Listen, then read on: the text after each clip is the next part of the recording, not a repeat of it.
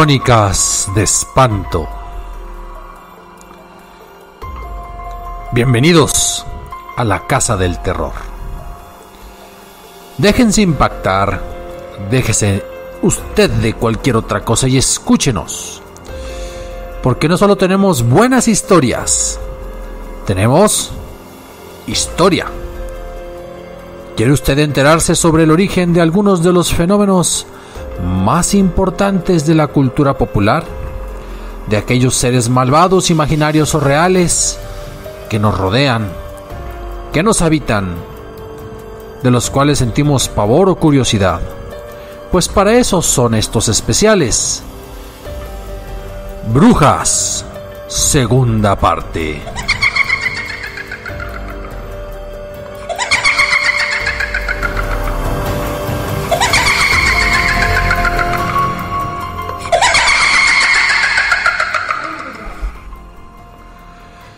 Y aquí estamos en esta entrega del mes de febrero. Y vamos a hablar, así es, de la brujería. De ese ser, de esa personificación, de ese oficio que pareciera sumamente antiguo, pero no lo es tanto. La magia ciertamente sí tiene miles de años de existencia. El hombre llegó a conocer poco a poco, paso a paso, con el dolor, con su sangre, con el sudor, con la experiencia.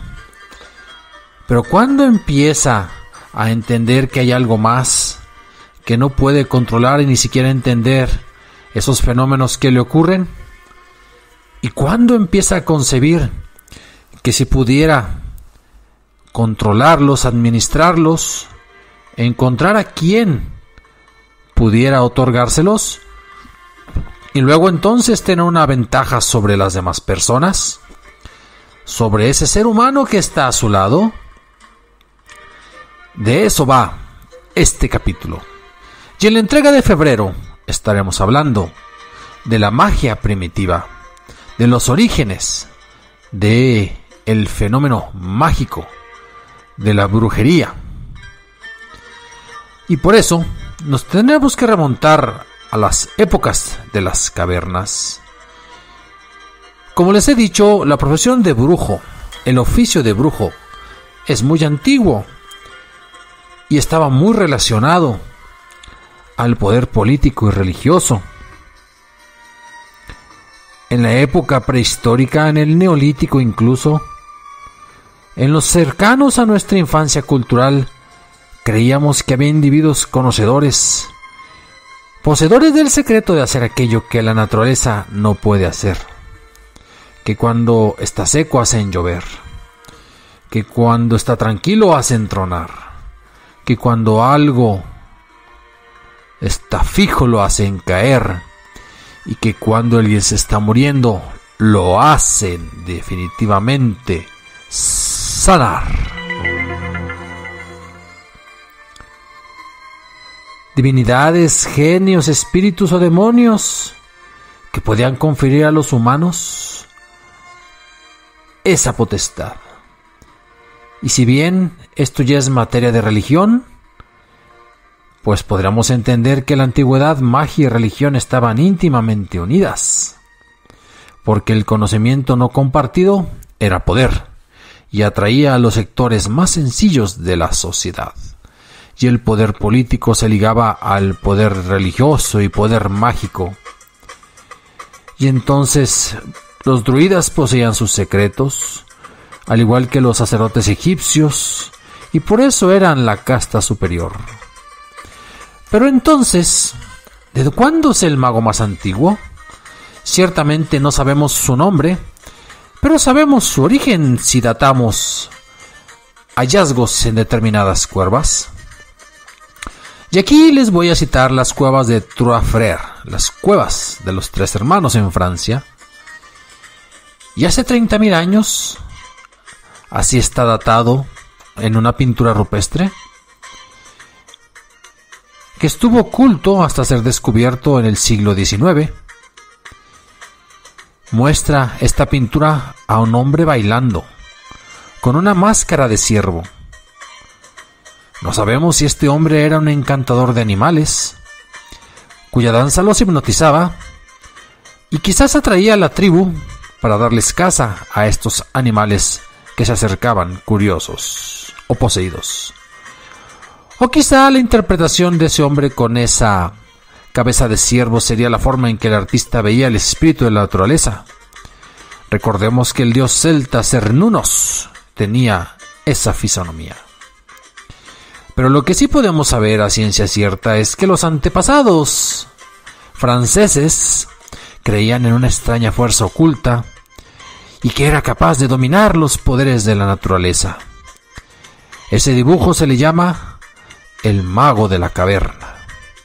¿Sería este el primer mago de la historia? ¿El primer hechizo, el primer ritual para traer la buena casa, la comida y la abundancia? Es posible. Pero, ¿y el término magos? Lo conocemos por otros orígenes. El término magia es de origen griego y de hecho procede del nombre de los sacerdotes mazdeístas persas, los magos, a quienes se les atribuían muchas capacidades, muchos prodigios.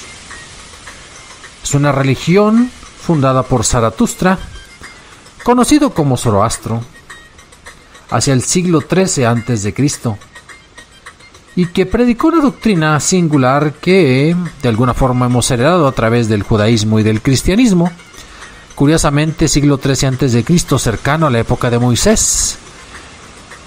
Aquel profeta dirían algunos, pero los más escépticos, los antropólogos dirían, pues aquel mago, porque tenía un bastón que al tirarlo se convertía en serpiente.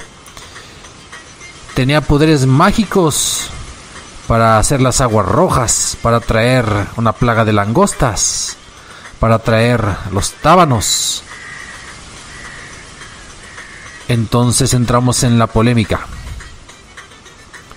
Pero Heródoto, más adelante, decía que los magos o los sacerdotes procedían de una tribu de los medos, que así se llamaba, y que estos magos tenían gran poder en los tiempos del Imperio Persa. Era un choque de cultura y de rituales, y las creencias se dispersaron, vamos a decirlo así, por todo el Oriente Medio, que es donde tenemos nuestras referencias un poco más exactas. A esos magos se les tenía gran respeto, y se les podía hacer crucificar después de haber sufrido un desastre si sus consejos y profecías resultaban falsos. Baste recordar cómo en la Biblia nos cuenta el libro de Daniel que Nabucodonosor tenía un montón de consejeros y que al final recurriría a personajes como Daniel. Y un poco antes, incluso cercano a Moisés, a Josué. Si quisiéramos datar el siglo II, el siglo XI, pero no podemos atrevernos a traducir de esa manera esos libros más simbólicos que históricos, pues cuenta la Biblia que un mago llamado Balaam fue contratado por Balac, el rey de los moabitas, para maldecir a los judíos que se habían asentado en sus tierras. Y entonces el Señor enviaba a uno de los ángeles para que detuviera a la burra que conducía a Balaam, quien al ver el poder sobrenatural de Dios o de alguien se muestra incapaz de maldecir a los judíos y en presencia del rey los bendice. La Biblia tiene numerosas referencias sobre esos magos de la antigüedad. Pero hay magos todavía incluso más antiguos, porque hablando de Mesopotamia, ya hablamos de Babilonia, de los babilonios, y más o menos en el tiempo en que hubo esa combinación entre la conquista del Medio Oriente por parte de Babilonia, se han datado unas tabletas muy famosas, unas tabletas de barro, y se le llaman el Maklú. Maklú significa quemar. Es una obra compuesta alrededor del 700 a.C. Es un conjunto de 9 tabletas, es una ceremonia escrita al detalle. Un ritual para frustrar y ahuyentar la magia maligna, para proteger al objetivo, al ser querido de la magia mala, y debilitar a la persona responsable de lanzar el hechizo. Así es, la primera referencia para evitar el mal de ojo sería el Maclú. Pero no solo eran esos encantamientos. Las 8 tabletas, las primeras 8 son casi 100 fórmulas, son 100 encantamientos. Y la 9ª da instrucciones para el ritual. Y es un trabajo destinado a ayudar a un exorcista y a su paciente. Esas tabletas, el famoso Maclú, dan instrucciones detalladas para quemar una figura que representa una bruja, con el fin de ahuyentar los efectos de su magia. Y por eso el ritual da el nombre al Maclú. Curiosamente, uno de los principales aspectos de esos rituales es el anonimato de la bruja. La bruja no debía tener nombre. Tendría que conocérsele simplemente así, como la hechicera, la bruja. La ceremonia que detalla no está fijada en descubrir quién ha estado practicando la brujería y maltratando al paciente, sino que se va a reemplazar a la bruja con una efigie sin nombre y confía en que los dioses sabrán quién es el objetivo deseado. ¿No les parece muy parecido al vudú? ¿No les parece muy parecido a tantos rituales que vencen el anonimato con esos comparativos o esos sustitutos? Pues así es, el Maclú es originario de Mesopotamia y es también uno de los textos documentales que nos indican del poder que tenían los magos profesionales. Y esos magos se mezclaban en la sociedad o combinaban sus conocimientos con los científicos de la época, los médicos, los astrónomos, los místicos y los exorcistas. Y la magia era algo usado sobremanera en la vida cotidiana.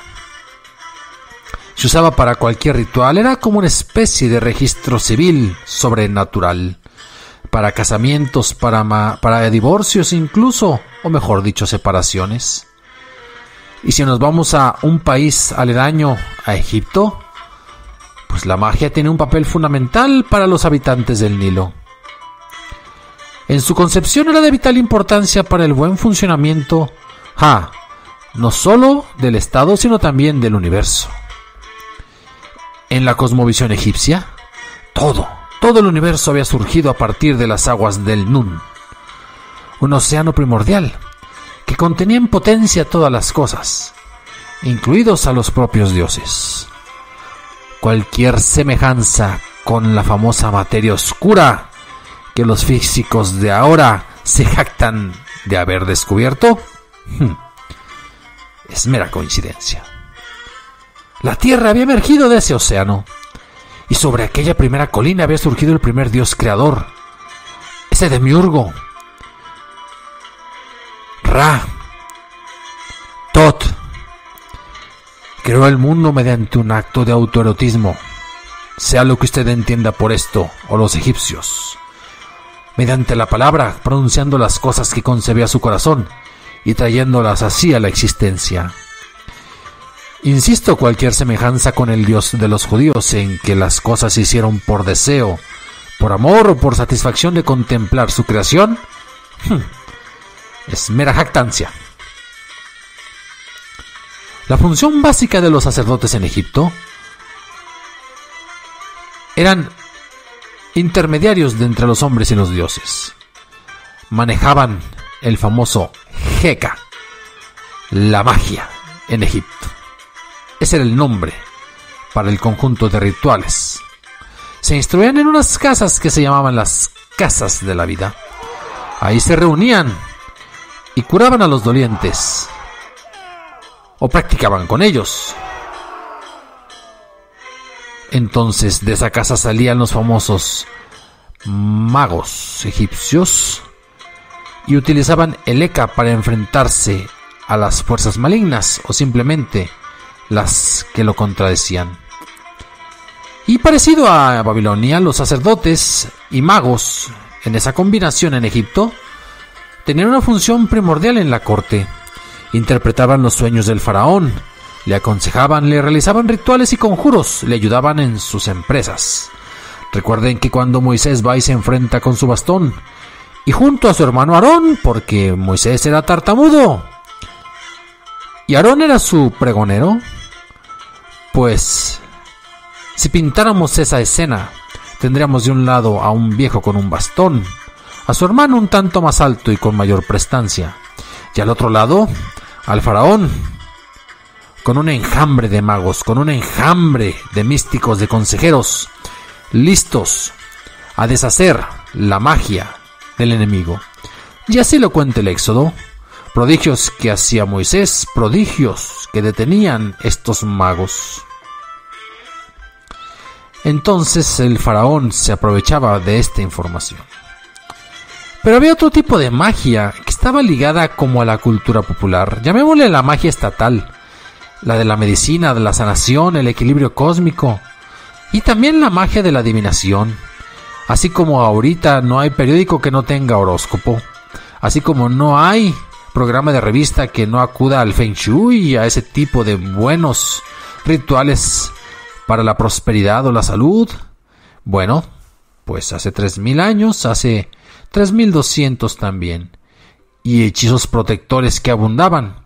En la imaginación de los egipcios, el mundo invisible estaba habitado por toda una caterva de genios, de demonios y enviados de dioses, difuntos peligrosos, seres deformes que caminaban con los pies y con la cabeza mirando hacia atrás, seres que eran amenazantes para todos esos egipcios de las clases populares. Entonces, los magos realizaban conjuntos o separados ritos apotropaicos para mantenerlos a raya y lejos de los más débiles, los niños y las mujeres, sobre todo las mujeres que estaban a punto de dar a luz. Y las madres que habían alumbrado hacía poco eran las más vulnerables. Hemos encontrado cuchillos mágicos que tenían el propósito de defender a la madre y al hijo de genios y criaturas maléficas, cubiertos de dibujos que representaban a deidades terribles armadas de grandes cuchillos para enfrentarse a los demonios. Estas varas, construidas a partir de marfil de hipopótamo hembra, parecen haber sido usadas para dibujar sigilos o jeroglíficos mágicos en el suelo.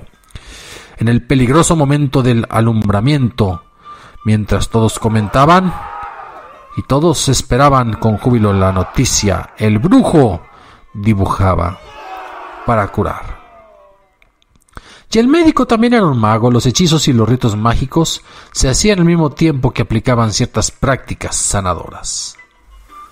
Y así, tanto en Mesopotamia como en Egipto, pasaron esos rituales, pasó esa visión del mundo hacia el mundo occidental. Y podríamos ver también que con ese intermedio de los pueblos judíos está la magia pasando por todos lados. Saúl, David, tenían sus profetas, pero también por ahí tenían algunos magos, algunos que les apoyaban. En el libro de Samuel se cuenta que Saúl, un hombre profundamente religioso, había prohibido la magia bajo pena de muerte, con la conciencia de que el poder solo viene de Dios, sino de otras cosas. Y sin embargo, acudió a la bruja de Endor al verse acosado por las tropas filisteas. Ni Dios ni los profetas conseguían ayudarle, así que disfrazado, acudió a esta mujer, y a través de ella habló con el fantasma de Samuel, el cual le predijo su derrota y su muerte. La palabra mago es uno de esos términos que han dado sorprendentes volteretas por la historia. Cuando los musulmanes llegaban a Persia y se encontraron con el mazdeísmo, que sobrevive hasta nuestros días en las montañas del norte de Irán y de Irak, usaron el término Magus, que ellos mismos daban y que también los griegos habían recogido, y con ese se referían a los sacerdotes de Ahura Mazda, a los que consideraban ahora ateos. Y de esa forma, los ateos o gentiles la usaron para referirse a los vikingos, que durante algún tiempo extendieron sus correrías por la península española y a los cuales se enfrentaron repetidas veces en Andalucía, en Algeciras. Uno de los principales magos persas fue Ostanes, a quien griegos y romanos consideraban autor y divulgador de las artes mágicas. Y de él tenemos narraciones de Plinio el Viejo, porque para sus labores de adivino utilizaba el agua, el aire, las estrellas, las lámparas, las bolas y las hachas. Era nigromante, era espiritista, hablaba con las sombras y se comunicaba con los difuntos. Moisés se convierte en mago si nos apegamos a este criterio cuando recibe el don de transformar la vara en la serpiente. Y ya sabemos cómo terminó esa historia. Pero aquí el poder viene de Dios. Dios le concede, le otorga esa potestad.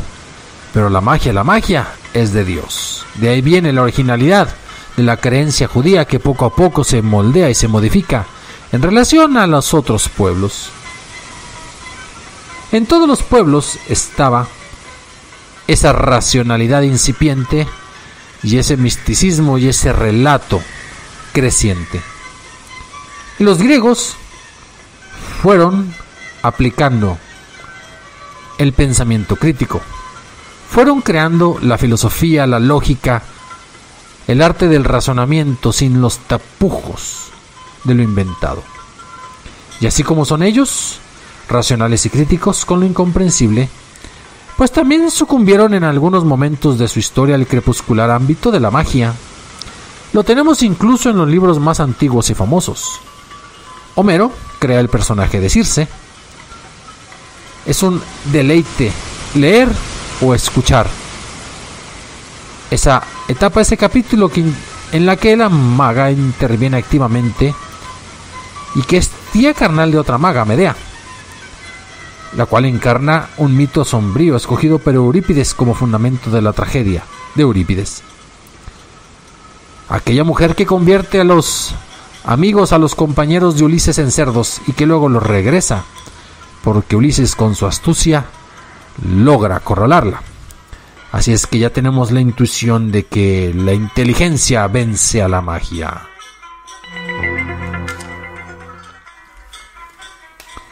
Pero los griegos también tenían ciertas costumbres muy relacionadas.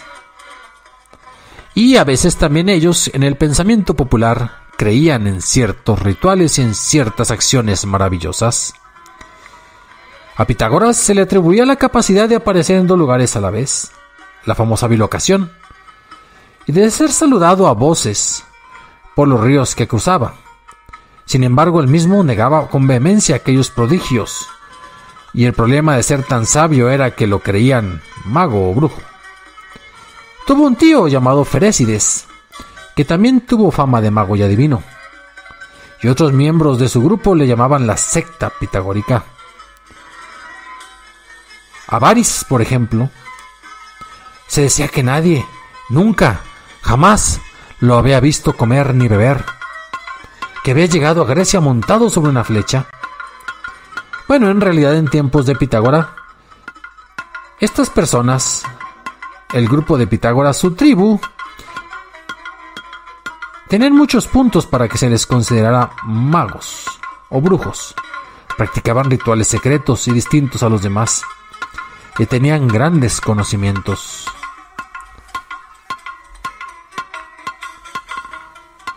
Sin embargo, poco a poco se va apoderando el pensamiento crítico de buena parte de esas personas. Y poco a poco tenemos entonces ciertos rituales, y también tenemos a los romanos, que eran tremendamente supersticiosos. Aun cuando ellos habían conquistado y habían dominado a los griegos y a otros pueblos de la antigüedad, pues simplemente los rituales romanos en los cuales los sacerdotes abrían a los animales de par en par y en forma de analizar las vísceras predecían el futuro, pues eran solamente una muestra de todos los rituales que se hacían en pequeño y en grande, en las casas pobres y ricas. Por ejemplo, personas como Enotea vaticinaba según la forma de flotar las avellanas en una copa de vino, y podía leer el futuro en el hígado de un ganso. Hágame usted favor. Pánfila, una bruja que así se llamaba, se untaba todo el cuerpo con ungüentos y así se transformaba en lechuza para realizar tranquilamente sus hechicerías. Medea era capaz de retrasar la vejez y conseguir la inmortalidad mediante ingredientes tan extraños como las raíces, las flores, el rocío, entrañas de lobo, escamas de serpiente. Pero esto no impidió que ella, que buscaba la inmortalidad, muriera y se llevara con ella las dosis y secretos de las pócimas milagrosas. Famoso Julio César, no solo por haber sido asesinado en los idus de marzo, sino porque él, hablando de las mujeres, para muchos era un Don Juan el conquistador de Cleopatra, el que le puso el cuerno a Calpurnia, el que dijo que la mujer del César no solo debe de serlo, sino parecerlo en cuanto a honestidad y decencia.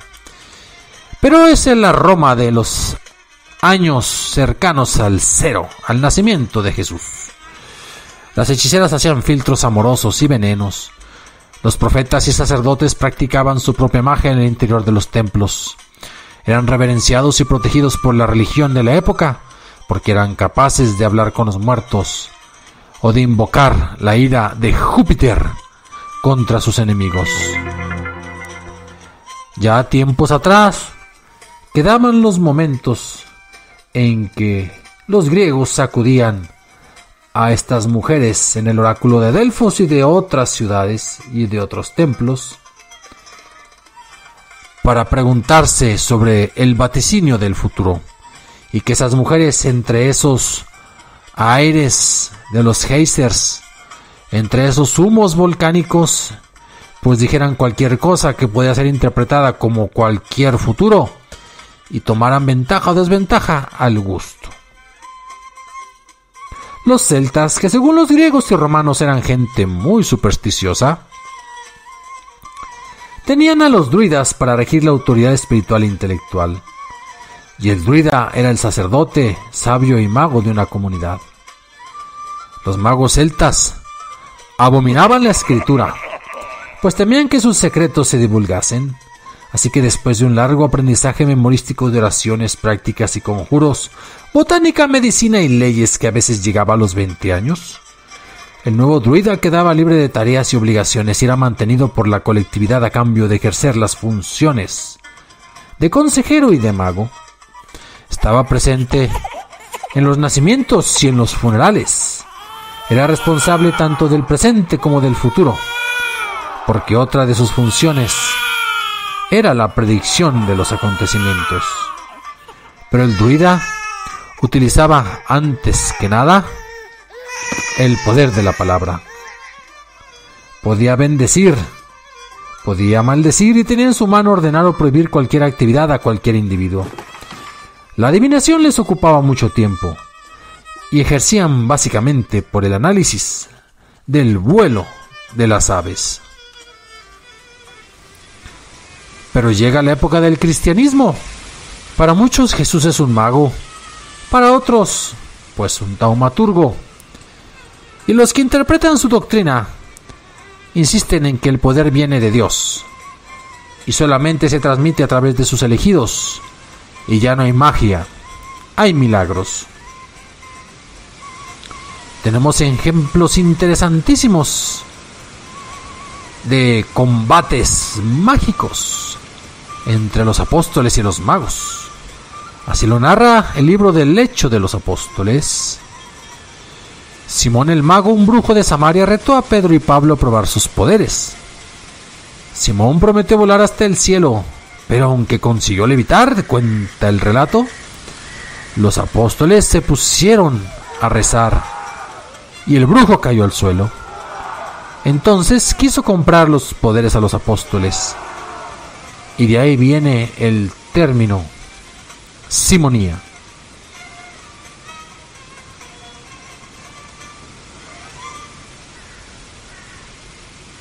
poco a poco iremos sustituyendo esos términos y quizás la magia pasará de ser algo respetable y los brujos o magos a ser personajes importantes, a ser los aliados del diablo, a ser los enemigos del poder de Dios, a ser los disputadores de esa zanja, de lo desconocido, de lo atrayente, del dominio de las leyes de la naturaleza. Y hasta aquí vamos a dejar esta segunda entrega. Ya saben, Crónicas de Espanto al servicio de la comunidad, a la cultura, al interés, a lo divertido, a lo entretenido.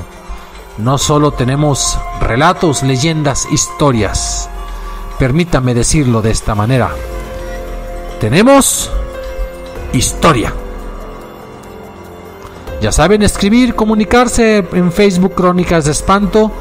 También ya saben que en correo electrónico crónicasdeespanto0@gmail.com. Y esta fue la entrega del mes de febrero sobre brujería.